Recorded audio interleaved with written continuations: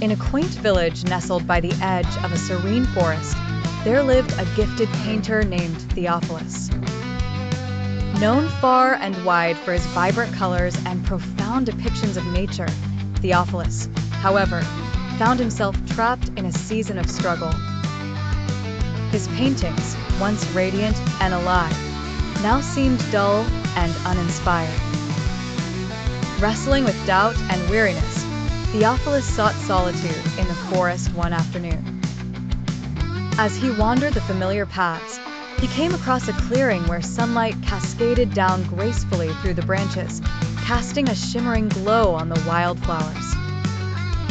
There, he sat in silence, his heart heavy with the burden of discouragement. As he sat, an elderly gardener appeared, tending to the flowers in the clearing.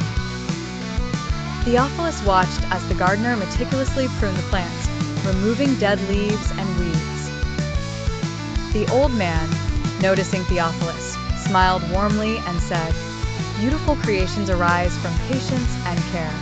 Even in their withered state, these flowers hold potential for new beauty." Inspired by the gardener's wisdom, Theophilus realized that his struggles were not the end, but a season of growth. Like the flowers, he needed patience and renewal. Returning to his studio, he began to paint once more, this time embracing his journey with humility and hope.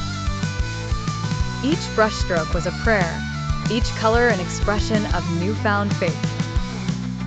In time, Theophilus's artwork flourished again, filled with even greater depth and vibrancy.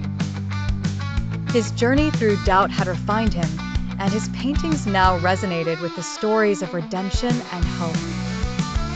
The lesson of Theophilus teaches us that in our seasons of weariness, we must remain patient and have faith in the potential for renewal and growth. Let us not grow weary in doing good, for at the right time we will reap a harvest if we do not give up.